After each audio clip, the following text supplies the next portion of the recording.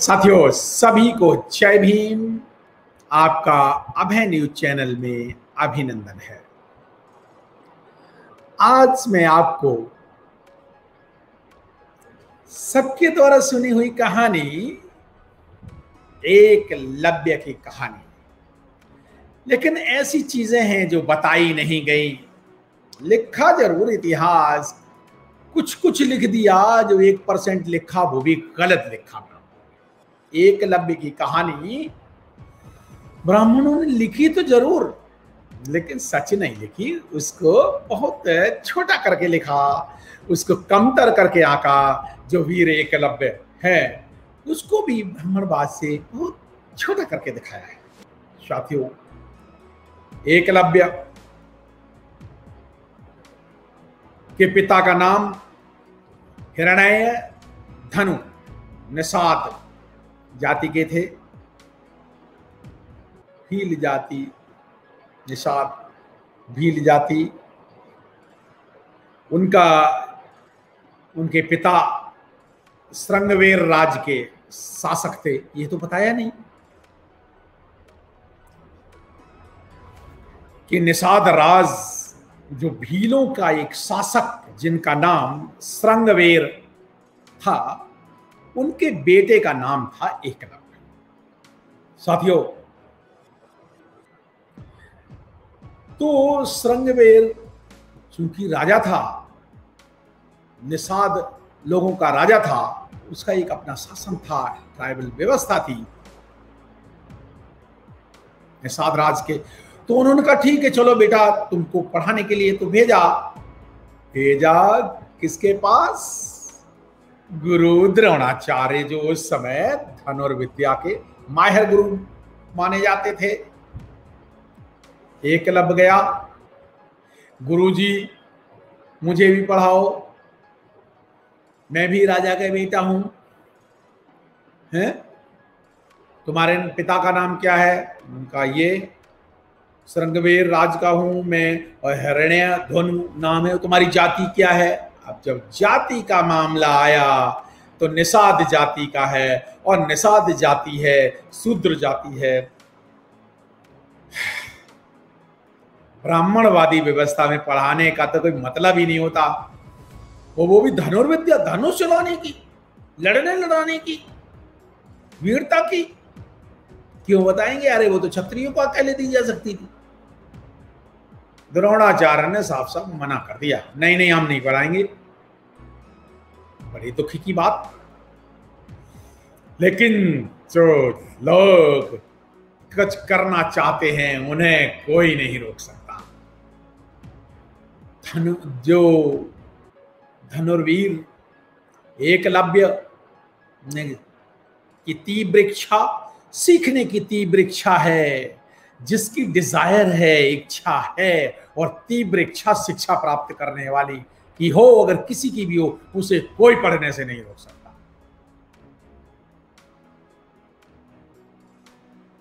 एकलव्य की तीव्र इच्छा ने अपने गुरुओं से सीखा। बुद्ध की श्रमण संस्कृति के थे। बुद्ध से सीखा आप दीपो भाव, अपना दीपक स्वयं बनो, मत कोई पढ़ाए कोई बात नहीं। कबीर को किसने पढ़ाया? रैदास को किसने पढ़ाया? कौन से स्कूल गए? समझ रहे हैं आपको? आप बात समझ रहे हैं ना? जो शिक्षित होना चाहता है, जिसकी इच्छा है, उसकी शिक्षा कोई नहीं रोक सकता। साथियों, मैं फिर कहता हूं, जिसकी इच्छा है उसकी शिक्षा को कोई रोक नहीं सकता। हाँ,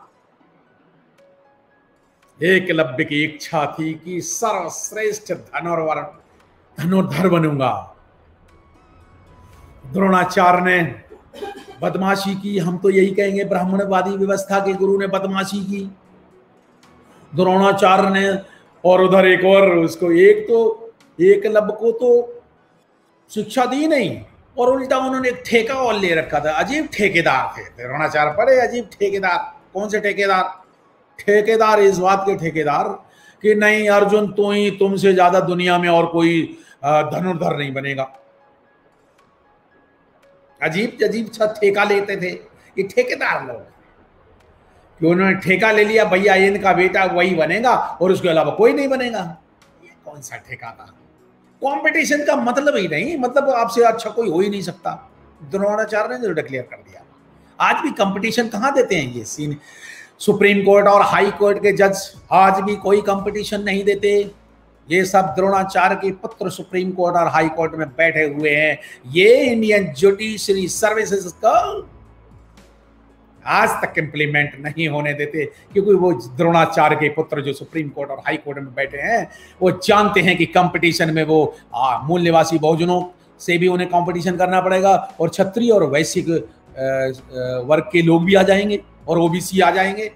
6,743 जातियों की जेलों में कैद लोग हैं, उस वर्ग से भी जिन्होंने इन्होंने गुलाम बना रखा है वो आ जाएंगे। इसलिए द्रोणाचार्य के पुत्र इंडियन जुडिशरी सर्विस जो पार्लियामेंट से अप्रूव्ड एक्ट है उसको आज तक इन्होंने नहीं करने दिया। कॉम्पिटेंट बने और ये न्याय कर रहे हैं अन्यायी लोग। साथियों, द्रोणाचार्य ने अन्याय किया ना शिक्षा दे करके, लेकिन एकलव्य ने हार नहीं मानी।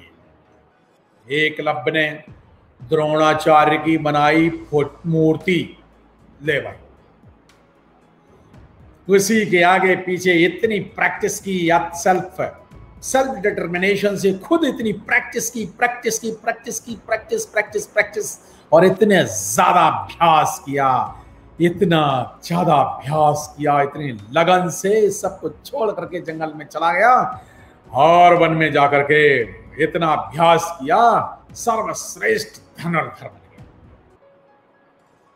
एक दिन की बात है, द्रोणाचार्य और इन सब पांडवों के पुत्रों को लेकर के पहुंचे, वन में जा रहे थे और वन में शांति से वो प्रैक्टिस कर रहा था एकलव्य। साथ में उनका एक कुत्ता था। एकलव्य को देख करके कुत्ता दिशा भ्रमित हुआ, कुत्ता उधर चला गया और कुत्ता एकलव्य की साधना जो कर रहे थे, एकलव्य प्रैक्टिस कर रहे थे, उनको देख के भौंकने लगा। भौंकने से आवाज आई, आवाज आने से एकलव्य का ध्यान भंग हुआ। ध्यान भंग हुआ तो ध्यान भंग दोबारा ना हो, एकलव्य ने अपने तीरों से कुत्ते के मुंह में बाण भर दिए। कुत्ते का मुंह बंद हो गया। लेकिन कितनी कला में कितने माहिर थे वो, कुत्ते को चोट नहीं लगी, कुत्ते को खून भी नहीं निकला, मरने तो बात ही हो। कुत्ता मुंह में ऐसे बाण घुसे हुए जाकर के वहां पहुंचा। ये देखो ये क्या हुआ, अरे द्रोणाचार्य और सब देखें ये क्या हुआ, कितनी सफाई से कितनी कला से तीर मारे हैं, कुत्ते को चोट भी नहीं देगा, कुत्ते का मुंह बंद हो गया। ये कौन धनुर्धर है? ढूंढते ढूंढते कुत्ते के पीछे पीछे ये लोग पहुंचे। देखते क्या है, एकलव्य अपनी साधना में लीन है, प्रैक्टिस में। साधना कौन सी साधना? चैतन्य होकर के तीर कमान की विद्या में निपुण है और प्रैक्टिस कर रहा है। द्रोणाचार्य ने पूछे, देखते किसने आपको विद्या सिखाई? कहते गुरु आपने सिखाई। मैंने तो नहीं सिखाई। द्रोणाचार्य को लगे अपनी सफाई देने, नहीं तो वो अर्जुन कहने लगा, अरे द्रोणाचार्य जी आपने इतनी अच्छी शिक्षा मुझे नहीं सिखाई, तुमने धोखा किया मेरे साथ। अब आप द्रोणाचार्य लगे सफाई देने, मैंने नहीं सिखाई। कहते गुरु आप ही ने सिखाई, आपने मना कर दिया, मैंने आपकी मूर्ति बना दी और उसको प्रैक्टिस करके सीख गया, अपने आप सीखा हूं।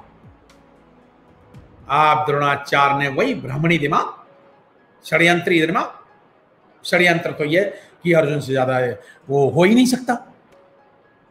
द्रोणाचार्य ने षड्यंत्र किया, दिया तो कुछ नहीं, ले और लिया।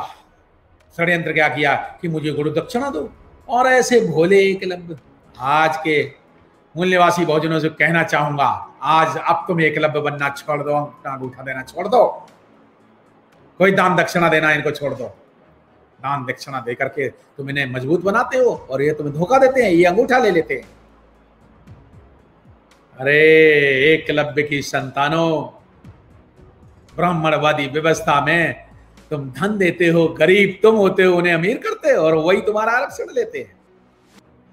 अरे एकलव्य की संतानों, उठो जागो। एकलव्य ने अंगूठा काट के दे दिया। लेकिन फिर भी प्रैक्टिस जारी रखी। तर्जनी उंगली और इस उंगली से उन्होंने ऐसे करके तीर चलाने की निपुण हो गए, बहुत भारी निपुण हो गए से तर्जनी उंगली से भी। और अंगूठा कटने के बाद भी एकलव्य ने नए तरीके की विद्या सीखी, इस तरह से धनुर्बाण चलाना सीखा इस उंगली और इस उंगली से, और बहुत बड़ा वीर बना। साथियों, आज की मॉडर्न टेक्निक जो आज की तीरंदाजी है ना, विश्व कप में होता है ना, वहां भी जानते हो एकलव्य ने वो खोज सदियों पहले कर ली थी हमारे महापुरुष ने। आज जो है, आज कोई अंगूठे से नहीं दबा के चलाया जाता है, आज ऐसे ही चलाया जाता है। साथियों, एकलव्य की वो खोज थी, एकलव्य की खोज को तो इन्होंने बताया नहीं। लेकिन साथियों, आप जान लीजिए कि आज जो विश्व भर में तीरंदाजी होती है वो इन्हीं दो उंगलियों से ऐसे होती है, हमारे पुरखे ने खोज की थी। साथियों, अब देखिए किस तरह से निषाद वंश का वो राजा बना। एकलव्य ने जरासंध के साथ सेना में साथ होकर के कृष्ण के 18 बार छक्के छुड़ाए। साथियों, हाहाकार मचने के बाद कृष्ण ने एकलव्य का वध किया, या जिसको कहो वीरगति को वो प्राप्त हुए, वीरगति को प्राप्त हुए, युद्ध में मारे गए। साथियों, वार चलाते हुए एकलव्य को देख करके कृष्ण तक को ये चकित थे कि देखो कितना बड़ा धनुर्धर है, ये 4 उंगलियों से धनुष चलाता है। साथियों, इतिहास गवाह है कि एकलव्य का पुत्र जो है उसका नाम है केतुमान। केतुमान ने भीम के साथ युद्ध लड़ा, मारा गया। कृष्ण ने डिक्लेयर कर दिया, उधर द्रोणाचार्य ने डिक्लेयर कर दिया कि मैं तुम्हें श्रेष्ठ धनुर्धर बनाएंगे। कृष्ण ने यहां तक कहा है, अरे अर्जुन, तुम्हारे प्यार में हमने जानते हो क्या क्या न किया, तुम्हारे प्रेम में हमने क्या किया, हमने महापराक्रमी कर्ण को हमने कमजोर किया, ना चाहते हुए भी हमने तुम्हारी जानकारी के बिना हमने एकलव्य को वीर गति दी, ताकि तुम्हारे रास्ते में वो एकलव्य ना आए, क्योंकि मैं जानता हूं कि तुम इस लायक नहीं हो जिस लायक एकलव्य था।